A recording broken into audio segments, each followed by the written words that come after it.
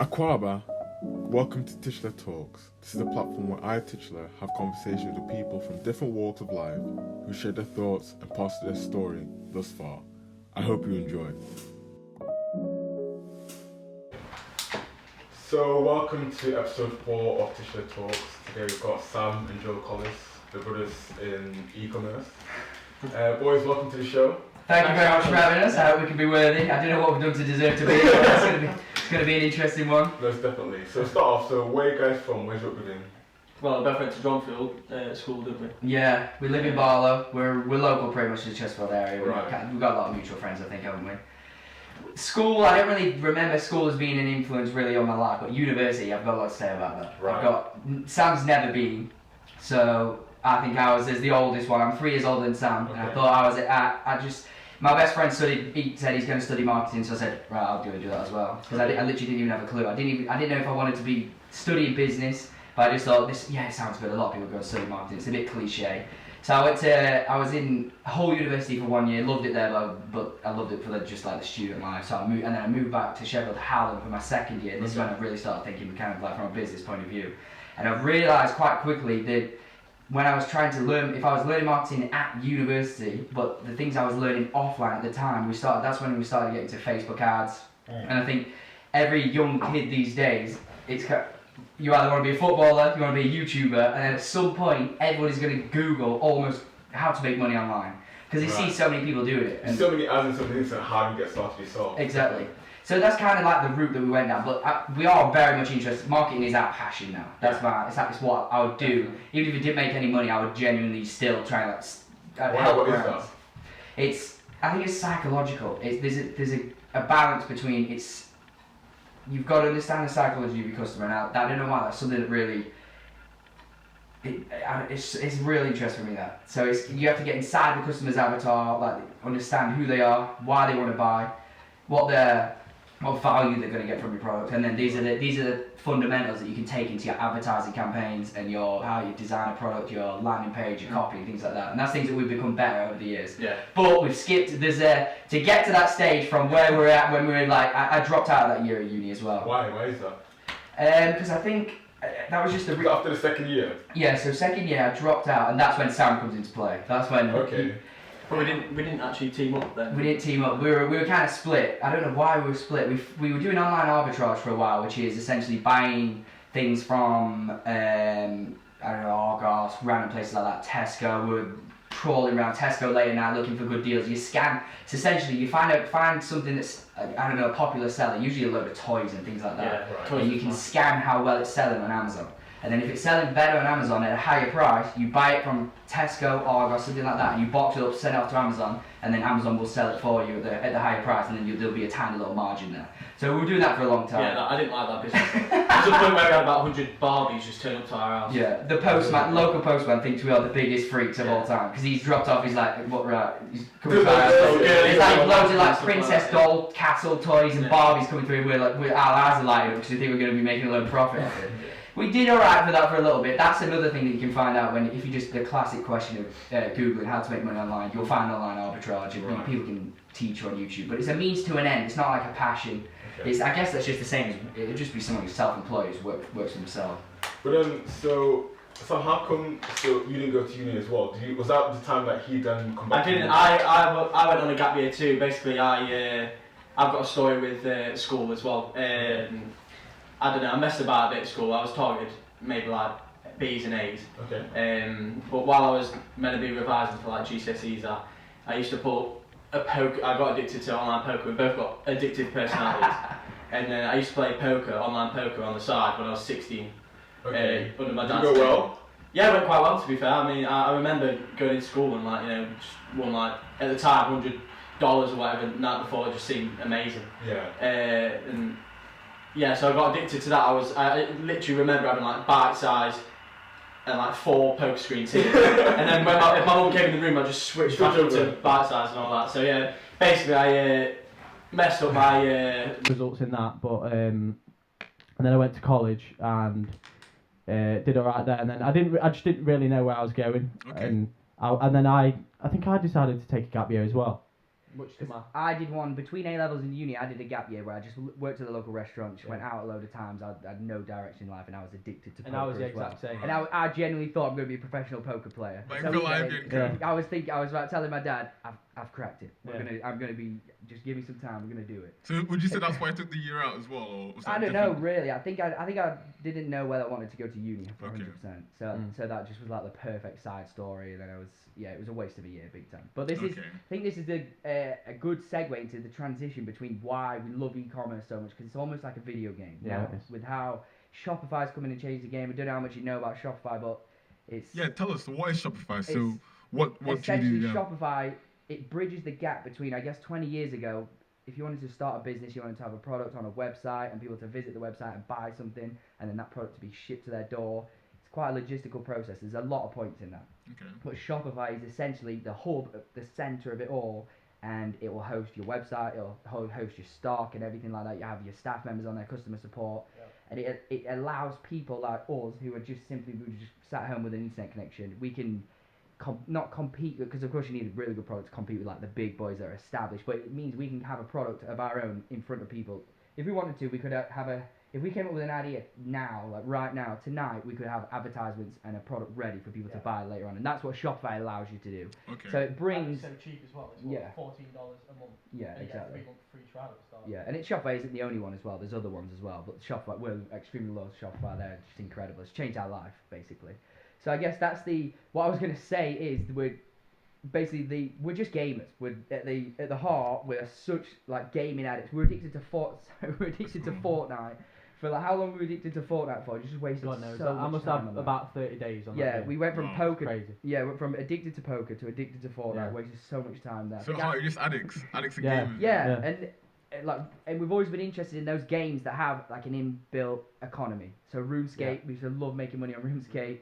FIFA, I used to trade on Ultimate Team and things like that. Right. And I think that's, I don't know, it's just mentally stimulating. It feels so satisfying. And the same can be said with Shopify. When you've got your dashboard, all Shopify is just an app on your phone, and when you first start running ads, you see people visiting your website, and you can watch like the live, like what they're doing on your website, and you're just thinking, come on, buy something. And it is a game like throughout the day. If we don't do this anymore, but if you leave your phone on loud, every single notification that comes in, there's a little ka-ching as well. Yeah. It's just, and that just feels so. There's not a better feeling. Really, but that's what is hooking us. Because I guess it's like, I think it's dopamine that you're getting from that. Right, it's like a sense of satisfaction, fulfillment. You feel like you're making progress and really doing something. So I think that's the point at which we just both realised, right, this is our new game. So how long ago was that when you started? Yeah, it's actually about 4 years now, I think. Yeah. And then we started seeing like good results about a year and a half. Well, yeah, not even very long ago at all. I think that's what a lot of people don't realise about. They think if you watch a YouTube video about dropshipping, someone will sell you a pipe dream. They'll say this is like the easiest way to make money online. You can get rich. Yeah, which show results from these gurus like. Yeah, anyone can fake a 3 weeks screenshot. 3 like weeks ago, I was broke or something. Now suddenly I've got 6 figures in my bank. You see that everywhere, don't you? You do, yeah. Well, you even see it on our Instagram stories as well, where we're guilty of that. Of course, you want to put it out there, but certain people put it out there with the intent to get people to ask them, how are you doing this? And then they'll say, we can buy my course, and it'll be like $3,000. Okay. And then so their real intent is to sell you the course, and they had the success behind them. Some have. I mean, most of them aren't. If these guys that are on YouTube, it's a bit of a paradox, really. So if they're making YouTube videos that are getting a few thousand views in the hopes that some 16-year-old kid who's getting into it is thinking, right, I'm going to try and learn the dropshipping game, I'm going to buy this course.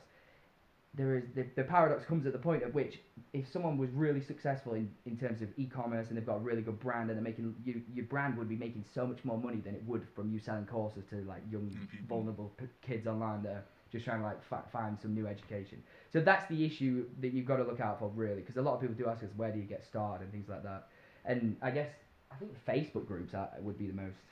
It would be the best. That's what I think I've learned more from like marketing Facebook groups than I have from my Thai university course. And we'd say that you wouldn't really ever have to pay for any information. It's all out there. It's all online. Not. No, of course, absolutely not. People are very willing to give away their information. I love sharing information. It's just kind of like a network. So if you get into those types of Facebook groups, and they're easy to find, it's like e-commerce Facebook groups, Facebook ads, Facebook groups. So is that where you started as well, looking online and? Yeah, mostly. I mean, you're kind of the more learning guy. You probably spent more time in Facebook groups and YouTube videos, but yeah. Well, that's our dynamic. Is I'm kind of like a thinker. I never stop thinking, and I'm the theory guy. Then, but Sam is the doer. So he builds, and I think that's why I talk more because I've got so much going on in my head, and then he just sits down and does it, which is perfect. That's what I need, and that's what he needs. So that's why I work. Because Sam, you said you started before Joe, didn't you? You said you started slightly before him. No, I think you started at the same time, but I think did I get better results at the start? You did for a while. Yeah. Well, if we go so back, did you start separately as well? So yeah, okay. Yeah. We've not always been together. I know, we were. To be fair, no, you did have better with the. Early days. So, well, right back to the very first success, not even success, just first like hit of the Shopify, I can make this work feeling. I was working at the restaurant down the road. I was walking down to my shift. I was ready, and it was like Game of Thrones finale was on. So Game of Thrones was a huge thing at the time, and I'm just a crazy Game of Thrones fan as well. And fidget spinners, remember the like crazy trend with fidget spinners? Yeah. And that's where I think that's where a lot of people realised this e-commerce game is just mental because there was like shops popping up left, right, and centre for fidget spinners. So that's where I found from China just this. It was like a dragon fidget spinner, something like that. It had like wings on it. Right. Okay. And so I think I marked it up from. It was like $6 for me to buy and ship, and I think I put like an extra $10 profit margin on that. So I made my store, got it ready. This is like. How long does it take to make the store as well?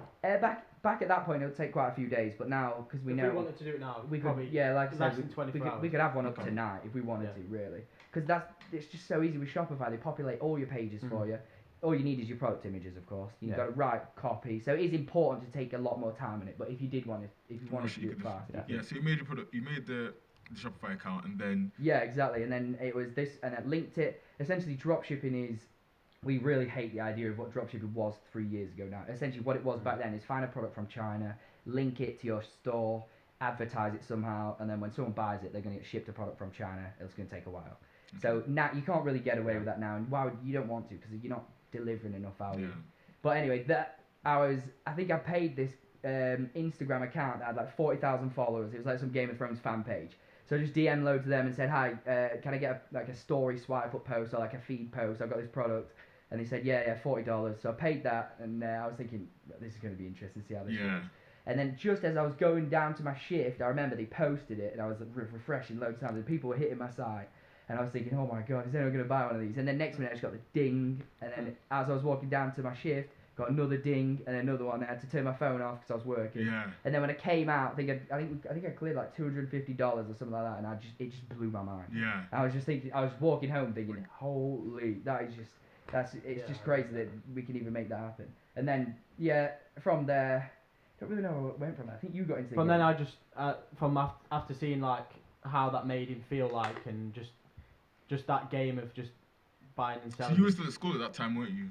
No. Or you were still at college? I think I was on a gap year maybe at this point. Okay. It's all blurred into one, to be fair. Yeah, I think I was in a gap year at this point, still maybe doing the Amazon FBA thing, because I think you were doing that on the side, the dropshipping thing. Yeah. At the time, it seemed quite complicated and stuff. But then I remember sending you a text saying, I'm going to learn this, I want to get into this. And then I started just selling all kinds of and I mean, I'm a bit embarrassed about it. I just sold some like weird gimmick products that, I mean, we say that if you want to sell something good, sell something that solves a problem. But these products that I was selling solved a problem, but didn't solve a problem because they are complete. I wouldn't say it's just a joke product. Like there were these things that I used to sell. They were magnetic. But the idea that stop you from smoking and stuff like that. Pseudoscience, things that definitely don't work. And then the other one that always gets laughed, the classic, there were these like neoprene vest things where if you want to lose weight, you wore them and you go for a walk and they made you sweat more to lose more weight. But did it sell? It did sell a bit at the time, but yeah. Well, there was a time where we're on a holiday on a cruise, and I was just didn't feel good about what I was doing with my life. I thought I was having no success, and he started selling those things. Because these are like when you first start, it's really hard to visualize what kind of product to sell. Yeah. So that's a really good place to start if you were starting out today. But we didn't have a clue. We just thought, I'm just going to put something on there, advertise it, and just try and make a load of money. Yeah. And that's a terrible way to come from. So that luckily we've learned since then, you value to the customers the absolute pinnacle. That is the most important thing.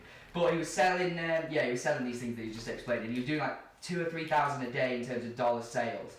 while we're on this cruise, and I was just thinking, oh my god, he's just cracked it now. I can't believe he's in it. And so I helped him out with his ads and stuff on the boat, and then from there, did we start just realising we should just do this together? The end of 2018 or something, didn't we? That's when we joined. Yeah, but around that time. Well, at that point, I think I realised that I'm not very creative in terms of finding a product. I'm not really good at thinking what do people need in life. Yeah, so for some reason, like we've got two companies now. One that we established last year. Like I think it's like 18 months old. I think that's cleared like $2 million. So and it would be a lot more. We've just realised recently this year's been just terrible with COVID because we rely on China a little bit too much, but we're in a good transition phase now. So we made progress this year in terms of that business that will translate to sales next year. But anyway, off on a little tangent. What was I saying about the one that was... He came off the cruise and he said he joined together in 2018. Oh yeah, of course. So Sam deserves all the credit in terms of he's found all the products that we're going to grow into brands and hopefully will be businesses for the rest of our life till we sell them maybe like 5-10 years, something like that. How do you find them? What do you think it's about you that you're able to find? Okay, somebody might want this, and somebody might want this. And yeah. In the first instance, it was what was selling well before. So another guy selling it. That's a classic. Yeah, I mean that's the dropshipping thing. And then we find a better. You use the product, create your own content for it. I mean that's a massive thing in dropshipping, isn't it? Yeah. You used to be able to just to be fair, you could never do this. You just like go on a YouTube video of this given product that's on AliExpress, make a Facebook ad out of it. But obviously you can't do that because it's not your content. So what we always do now, we always make sure it's our own content. I mean, we don't test products, but that's what we would do. But that's how I found the first one. Just made sourced our own content for it, and then that blew up. And then the second one, just that's in the like print on demand niche. So it's like customizable, personalised gifts for people. Okay. And just found that on like just similar websites, and then. That's a really good one. Made a mock-up for it, and then we hope that one's gonna. We hope we're gonna have a big Q4 period with Q4 coming up. I think it's done like around $300,000 so far. So we were just bored in lockdown, and Sam was just doing a bit of research, and he thought this is a good idea.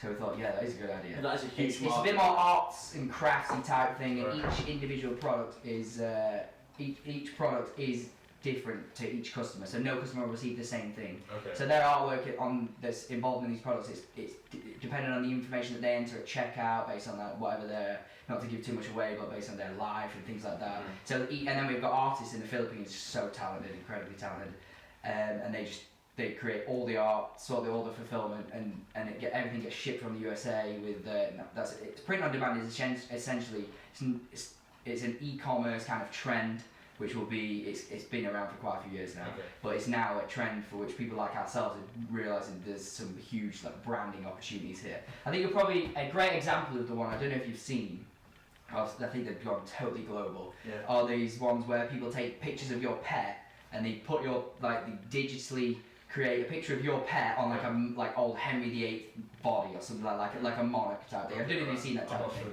They've been that's like a multi-million dollar brand that's grown. We followed their journey as well, didn't we? Like when they were quite small. But then now if I look at it now, like people from around here now follow them as well. Yeah, exactly. You can like just people we know from Chesterfield will be following these types of brands. So that's why I realise it's such a good opportunity, and I think that's why Q4 coming up, that is a good opportunity for that one. Pushing for. Okay. So what would you say has been the most challenging thing about starting? So if someone wants to start today, what advice would you give them? I think you've really got to start from the stand. You've got to think to yourself that whatever you sell needs to benefit someone's life more than the money that they're going to exchange to buy it. So when you learn such bad habits in terms of, like Sam just explained, you learn such bad habits where if you're selling something and someone sees that you're selling it, they can just take your advertisement and just sell your product at a cheaper price. So that's the reason why a lot of people are always desperate to know what we sell, and most people do. Like all our friends and all our family do. It's not a secret at all. But we don't actively tell people for two reasons really. One, the bit more of a sinister one. When we were selling something that was readily available to other people, like last year we had over 500 ads in the Facebook marketplace that are just they're our advertisements. They've been stolen from people and they're trying to make people, they'll sold like millions of dollars worth. We've literally got a team of, we have 2 workers handling it. They just file lawsuits Well, not lawsuits, just like DMCA takedowns. Yeah, DMCA takedowns to these people if they. Yeah, because that is our content that we've created. And it is quite human when someone does try and take our ads. You'll see the page, it's up and everything, and then next day you'll see it and this URL does not exist. So that could mean two things: either Shopify have taken them down on Facebook, or they've just thought it's not worth it. Okay. So you're going to tell us today what you sell, or? I would love to, but it's not cool. Like, I'd love to have a clothing brand. It's just a simple problem-solving product. That's the main company that we've got, and then our new company. That's like we said, it's a bit more artsy, craftsy type thing. Yeah. But again, people kind of want to know what you sell, so they can get it. You think if somebody tells you what you sell, it'll become a lot more easy to understand like how to do it and things like that. But you shouldn't really come from a standpoint of looking at what other people sell. I think you should come from a standpoint of find your passion.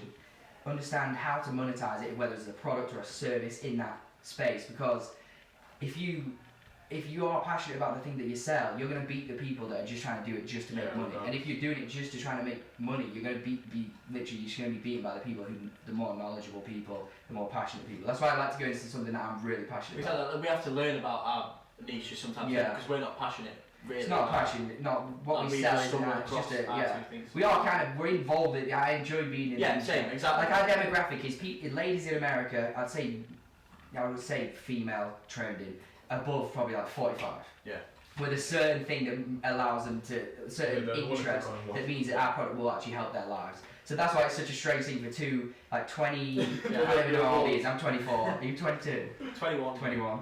So 24 or 22-year-old boys from the UK like selling things to that type of demographic in the USA. It's strange, but that's kind of the path it works. Yeah, absolutely. That is it. No, thank you. So obviously, I'm guessing you stopped your 9-to-5 job at the restaurant, and you didn't really have a job at that time either. I was doing just a cleaning job on building sites for the local. So how have you found the transition, so to say, from like the standard 9-to-5 job to what you do now? Because obviously, I'm guessing you're more flexible and you work in your own timetable. Yeah. Freedom is the most important thing for my life. I think my life needs to be optimised for happiness and freedom. I think freedom is a part of being happy. So I never wanted to go into the corporate world or things like that, or have not to have a boss, but just to have your own. So I want to wake up on a given day and think I can do whatever I want. Yeah. And so we've kind of achieved that now, but I think I've got a lot of opinions on the 9-to-5 in the terms of you are just renting out your time for money. And I think at this day and age, with previous generations, it's been necessary. Because for previous generations, there's less opportunity in terms of to do for what we do, you require the internet to just be able to reach people in China at the click of a button, reach people in America, ship things out at the click of a button. Of course, that's not been available to our parents, our grandparents, these types of generations. So I think that's why the 9-to-5 has become more, it's just ingrained in it's just so socially accepted. It's expected. Yeah, absolutely. But I think when you break it down right now, there's a relationship between time and money that it comes when you work for someone like that. You just the more time you give them, the money you'll get in return. Right. But you can break that entire weird relationship between time and money by doing something that's scalable.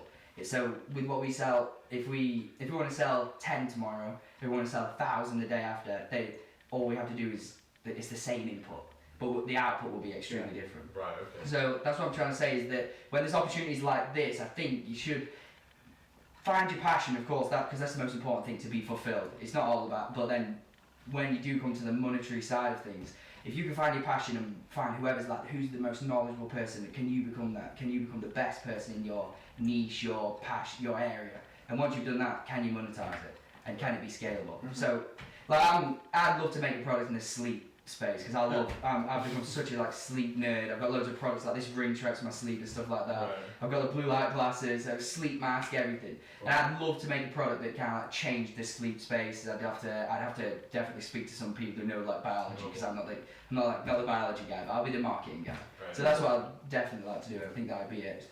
That's what I'm doing with the passion project. Right. And yourself as well, Sam, how have you found comparing the 9-to-5 to what you do now? In fairness, I probably should, but I don't really think about it that much anymore. That just says. What sense? That's a bit. Well, how long has it been? Ages. Sometimes I don't feel. I'm very lucky to for us to have been in the right positions at the right time to have created what we've created. Right now, yeah. But yeah, I mean, I should probably have a reality check sometimes and just think like, this is it. I mean, no, but you do work really hard. I do work. But really hard. you never really went to like a I mean, yeah, like a cleaning job. I was up at 6 a.m. in the morning and stuff, but I could like, Yeah. I could. Yeah. So you say that it's Just more be like it's relaxed not about really it, stuff like that. surprising because it's like it's always been your life because you've not gone from I don't know 20 to 30, you work 9 to 5, then you stopped at 9 That's to it. this. Nice. You've always had this. Exactly. Yeah. So yeah, I guess it is a bit different because your job is a bit more. Not really. I don't think either of us ever got exposed to like. I've not really had a proper obviously job or anything like Yeah. that. But in fairness, now I wouldn't really be interested in. You're happy where you are, you want to continue going on. Yeah, stay. No, I definitely. Yeah, it's interesting. Yeah. But that's what I mean with freedom. Freedom is the most. That's why I think it's the most important thing for me. If once your company gets to a certain size, I think you'll start losing your freedom and there'll be diminishing returns in that. Like I look at someone. A good example. We were having this debate the other day about. I don't know if you've seen the recent like Gymshark sale to Ben Francis Lewis Morgan. Ben Francis, incredible. Like what he's done is just unbelievable. Of course, they're a $1 billion company now, £1 billion company. And Lewis Morgan got a payout of 100 million recently for his like 20% share, and now he's free of the business, so he doesn't have to wake up and work in the business. Right. But Ben, he's responsible for waking up and being that integral part of the business. Of course, he wants to. It's his passion. So I saw that he said something like, because for him to celebrate the win, he said something like that was the first time in X amount of years that he's woken up after 6 a.m. or something. It's like that. I'm guessing obviously he's a really hard worker. Exactly, which is crazy. So that's what we were debating.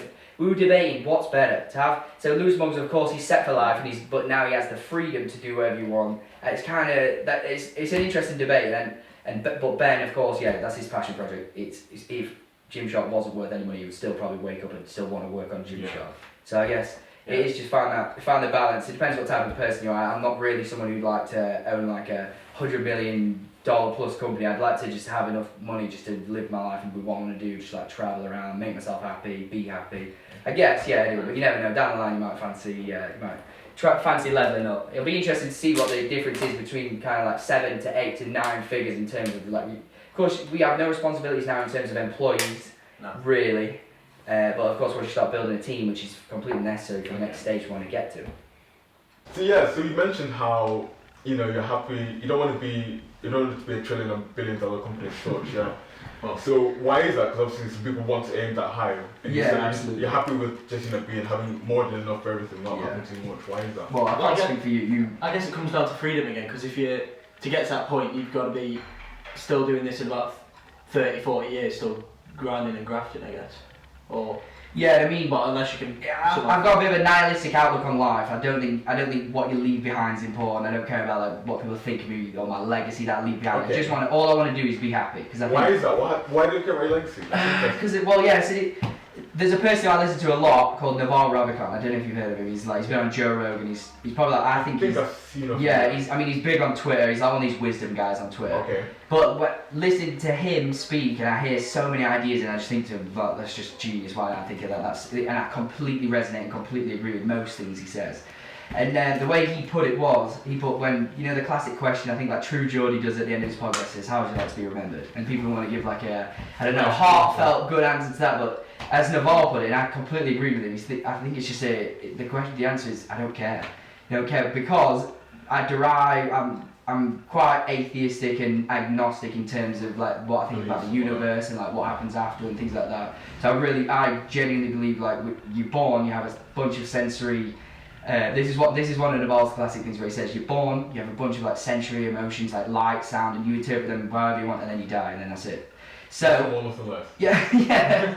So it sounds bleak, but I think for me that's liberating. So I just know that my goal in life is just to be happy because it feels good, and you don't want to feel bad, and so if I optimize my life for happiness, I think getting to like a 9-figure or plus company might change my mind in a few years. I'd love to make that much money. Yeah, sure. It'd be nice, but to get to that stage, it does seem like the commitment every day in, day out. You've got to be you can't really take time for yourself for travel and things like that, which I think is important, and just having interest in other things. Right, okay. Business is like this. It is my passion. I think it's yours as well. Yeah, of course it is. But of course, we're interested in other things. I love doing other things, and I'd like to say I have time throughout my life to explore those before I get old. Or I don't want to do it when I retire. I want to do it while I'm young, if that makes sense. Yeah. So that's why I would get into that level. I don't think will be us. What about you, Sam? Are you not interested in having a legacy as well? Again, never really thought about that. Think about it now. You've got time to. I don't know, like. So when you die and then someone says, "Oh, how was Sam like?" or "What did he leave behind?" all you have is the business. You don't think anything else more of it. I guess it's more we'd be remembered together though, wouldn't we? I think anyway. Yeah. So I guess I literally think same. Yeah. Got no choice. I've never really had much thought into it, but You think it's because you're younger, you're not really. Because also when you're older and you have children, you start thinking, "Hey, what can I do for my kids and all that?" And you might think your kids, your family, then external world. So would you say because obviously you're young now and obviously you have no real responsibilities about what you're doing and Mm-hmm. Okay. That's fair. I mean, I'm way more philosophical. I love these topics. He is the philosopher. This is what I mean about I'm the thinker. Yeah. And Sam, I'll he's be the doing grafter. something one day and then he'll come out with some philosophical quote and I'm just like right, wow, cool, yeah. whatever. I'm just that guy. Yeah, but So what would you say happiness means to you? That's a good one. Well, I mean, we are biological creatures, so objectively, there's a lot of things you've got to fulfill. You need to, you need to stay in shape. Because I mean, there's a quote that's like, "A rich man out of shape is still poor," and I totally agree with that one. I think throughout my life, I want to stay in shape and just be fit and athletic and healthy. Because I think that it just releases. I mean, I've read books on kind of like serotonin, oxytocin, dopamine, endorphins. Like I guess they're like the neurochemical. Yeah, exactly. The creators of happiness. But I don't think going down that route is really the way to do it. I think you just got to cover all your bases in terms of like make sure you got a solid like family friendship circle. Of course, we're blessed because we're just incredibly lucky on that. Well, we share a lot of circles as well. Don't we? Yeah, exactly. So we're so lucky on that front. Of course, people aren't as lucky in terms of not everyone's that lucky, but that's one of the main because we're just such social creatures, just as humans, aren't we? Like, It's interesting, obviously. As brothers, you might think, because there is some friction between you guys working together, but you've obviously gelled very well. How is that? So what happens if you guys have a quick argument or whatever? we've had a few fights in our time, but I don't think we've really argued that much recently. We're quite open with each other. We disagree all the time. Yeah. Most things we probably disagree on. Nothing ever gets too personal these days. Yeah, it's never really. Well, I mean, we spend our lives to just wake up, go to the gym together, come home, work together. Our office is just side by side. Sam's moved down to Liverpool soon in a month, so we're all going to be going on separate paths, which is good. It's perfect. It's about time. But up until now, I think we spend that much time together. We just always know what never really escalates to the point. But at least you could tell each other what the other person's thinking, stuff like that. Right, that's fun. So that's a great relationship. So you say your worst days in terms of what do you call it? Like your fights, all that stuff. It's gone behind because obviously you now know each other very well and you're very good with each other.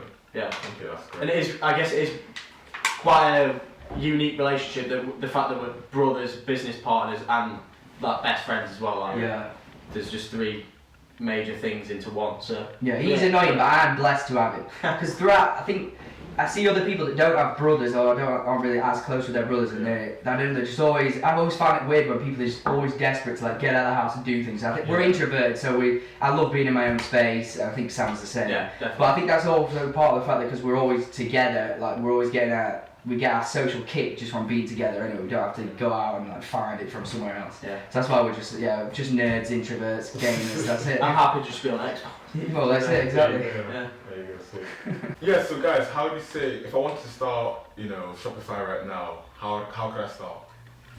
What would you say?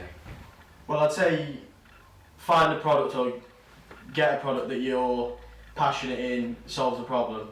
Right. And then you're going to need a lot of content for it, for advertising and stuff like that. And what we found more this year, we did find it last year as well, just send this product out for free to someone who might be interested in your product. You could contact them via Instagram, anything like that. Okay.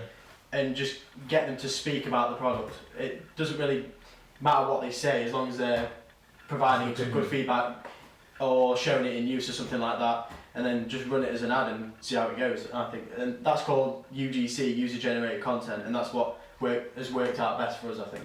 Yeah, I mean, just in the general advertising kind of trend, there's been a huge like quantum shift away from people like Apple who've got billions of pounds, so they can put all the trillions. So they've got trillions to put into these types of things where they can just stage some huge shoot for an advertisement and everything's going to be so professional with all the best kit.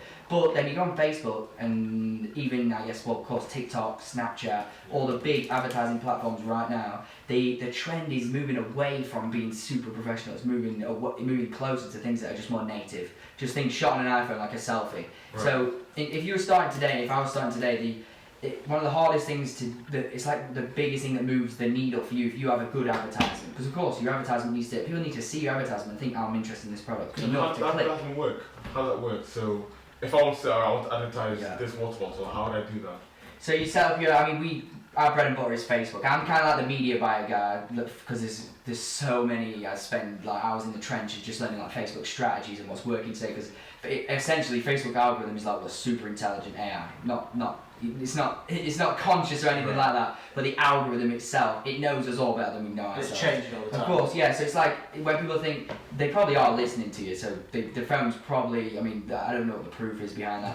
So it's like when you have a conversation, you've said something like dog food, and the next minute you scroll on Facebook and you can see dog food ads. It's kind of like the algorithm is smart enough to figure out exactly what you are thinking about, what you're thinking about buying, what you've looked at recently, or what you might be interested in. So that's why Facebook is probably the most powerful one currently. But it's very competitive and it's relatively expensive depending on what you advertise. So TikTok and Snapchat are providing really good alternatives for lower advertising costs. But I'm guessing that you have to obviously contact the different accounts and whatnot, like the big celebrities or the influencers. Oh yeah, of course. Well, again, it doesn't really matter.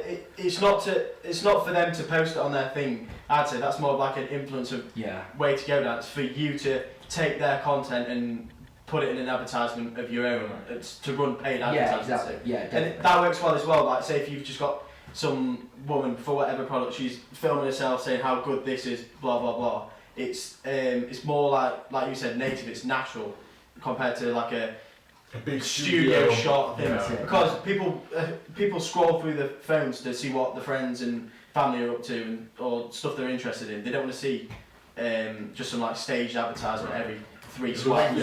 It blends in so perfectly. It's in disguise. So all of our advertisements now, we just focus on, if I was going to start again and I had a new product, I'd figure out who is the customer avatar for this product, who is the perfect person that is going to be the market. So for us, like I mentioned, our demographic is kind of like ladies of a certain interest in America, of a certain age. We have people who fit that perfectly. They're already our customers. They've bought from us before, and like people that are happy with our product, we turn them into kind of like advocates and people that produce content for us. So if you're going to start, I'd go down that route, and you need to go down that route because nowadays you can't get away with just pulling like random clips off YouTube, which we used to do with like products being demoed and they're going to be blurry. They need to be. You need to convey some serious value in order to compete right now. Definitely, you've got to. So you're getting the products from China or America. Yeah. You have to. I'm guessing you have to buy one for yourself to then shoot your whole footage and all that kind of stuff. Yeah, of course. Yeah. So you'd always want to get one in hand. Make sure you can feel it's good quality and things like that. I mean, what we usually, if you go from the classic dropshipping route, is to go from AliExpress, and most stuff off there, it's just kind of rubbish. So you need to create your own thing. But I guess you need capital. So that's kind of what we did. In our first year, we used a product we still sell it now, but now we've taken the money that we took from that product to make a better product, and now we think we've got the best one. And so now going forward from like next time the season, we're really seasonal. We sell kind of mainly in summer. So next summer we think that's going to be where we can break all our records and go crazy on the revenue again.